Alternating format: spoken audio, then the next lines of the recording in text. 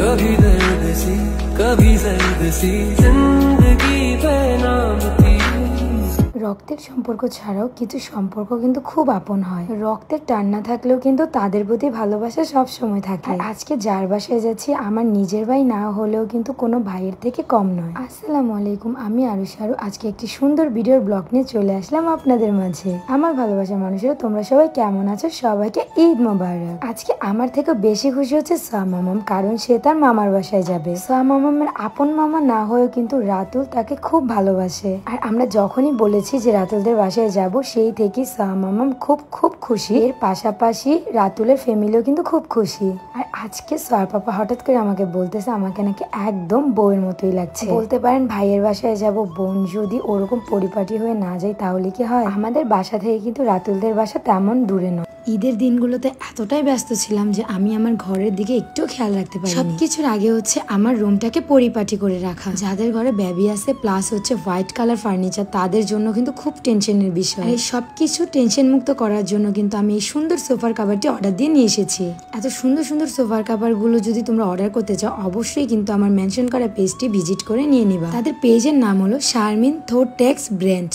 Trust করো guys, এত সুন্দর প্রিন্টেড সোফার কভার তাদের পেজে তোমরা পেয়ে যাবে। প্রত্যেকটা সোফার কভারের কাপড় হচ্ছে কোয়ালিটি ফুল এবং হচ্ছে খুবই মানসম্মত। তোমাদের সোফার কভারের মাপ অনুযায়ী কিন্তু খুব ইজিলি ভাবে তোমরা সেট করে নিতে পারবে। তোমরা যদি অর্ডার করতে চাও এখনই পেজটি ভিজিট করে অর্ডার করে নাও আর তোমাদের ঘরের সৌন্দর্য বৃদ্ধি করে নাও। এখন আমার কোনো একদমই টেনশন নেই যে আমার সোফাটি ময়লা হয়ে যাবে। দেখো সোফার কভার গুলো লাগানোর পর কিন্তু আমার সোফা পুরোটাই চেঞ্জ হয়ে গিয়েছে। তারপরে তোমরাও দেরি না করে ঘরের সৌন্দর্যকে বৃদ্ধি করে এখনই পেজটি ভিজিট করে নাও, শারমিন থোটেক্স ব্র্যান্ড। এই হচ্ছে আমার সোফার ফাইনাল লুক। আর হ্যাঁ, আমাদের কথা বললে অর্ডার করলে পাবা আকর্ষণীয় ডিসকাউন্ট।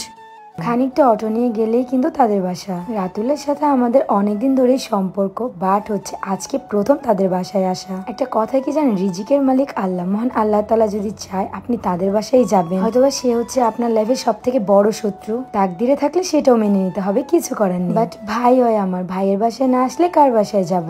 আমার নিজের ভাইয়ের সাথে হয়তোবা আমার কথা হয় না। অনেকে আমার ভিডিওতে কমেন্ট করো, আপু তোমরা কয় ভাই বোন, তোমার কি কোনো ভাই নেই বা বোন নেই? হ্যাঁ, আমার ভাইয়া আছে, বাট কথা হয় না। কোনো না একদিন তোমাদেরকে সবকিছু বলবো। আসলে কি জানো, তোমরা ভাবো ভিডিও জগতের মতোই হয়তো বা পার্সোনাল লাইফ হয়, কিন্তু না, এই মিডিয়া আমার লাইফ। কখনো ভাবিনি এত জায়গায় আসবো। তোমাদের ভালোবাসায়, তোমাদের সাপোর্টে আমরা এখানে এসেছি। এখন দেখো না, যত যাই কিছু চাই না কেন তোমাদেরকে ছাড়তে পারি না। এক অদ্ভুত মায়ার বাঁধন, ভালোবাসার বাঁধনে বেঁধে রেখেছো তোমরা। এদিক দিয়ে রাতুলের বউ আলো আমাদের জন্য নিজের হাতে অনেক সুন্দর করে সবকিছু রান্না করেছে, আর প্রতিটা খাবারই ছিল আমার খুব ফেভারিট।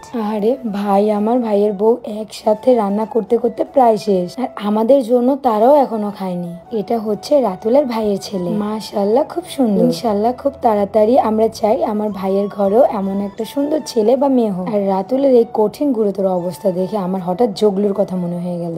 সেই জগলুটা হয়তো বা কোনো বনের প্রাণী নয়, বাট মানুষত্বেরই প্রাণী। আর আমি এসে আগে খাওয়া দাওয়া শুরু করে দিয়েছি। আরে বেচারা শাকিল আমার খাওয়া দেখে কিভাবে তাকিয়ে আছে। আজকে কিন্তু রাতুলের বাসা থেকে আমরা হচ্ছে শাকিলদের বাসাতেও যাব। এত ব্যস্ততার মধ্যে দিয়ে সময় কাটে যে কোথাও যেতে পারি না। কোনো আত্মীয় স্বজনের বাড়িতেও সময় মতো যেতে পারি। যেমনটা দেখেন না, আজকে আস্তে আস্তে আমাদের প্রায় 4টার উপরে বেজে গিয়েছে। দুপুরের দাওয়াতে এসেছি বিকেলে, আর ভাইয়ের বাসায় এসে আমি কিন্তু নিজের হাতে সবাইকে বেড়ে খাওয়াচ্ছি। রান্নাগুলো আসলে খুব অসাধারণ হয়েছে। সবাই একটু রাতুল আর তার বউয়ের জন্য দোয়া করবেন, সবসময় মিলেমিশে যেন সারাটা জীবন কাটিয়ে দিতে পারে আমাদের মতো। আর অন্যদিকে সোয়ার পাপা শাকিল কেন তার বউকে নিয়ে আসলো না, সেই জন্য তাকে দেখুন কিভাবে চেতিয়ে দিচ্ছে। সোয়ার পাপা আমাকে খাইয়ে দিচ্ছে, আলো রাতুলকে খাইয়ে দিচ্ছে, আর এগুলো দেখে শাকিলের অবস্থা প্রায় শেষ। সবকিছু বাদ দিয়ে শাকিল কিন্তু সোজা চলে এসেছে তার ভাগ্নির কাছে। মাশাআল্লাহ, সোয়া মাম্মামটা তার মামার বাসায় এসে খুব খুশি। সবাই আমাদের জন্য দোয়া করবেন, সারাটা জীবন যেন এভাবে মিলে মিশে কাটিয়ে দিতে পারে। এখন আমরা নাস্তা করবো, সবাই ভালো থাকবেন, সুস্থ থাকবেন, এন্ড আমাদের জন্য দোয়া করবেন। আল্লাহ হাফেজ, টাটা।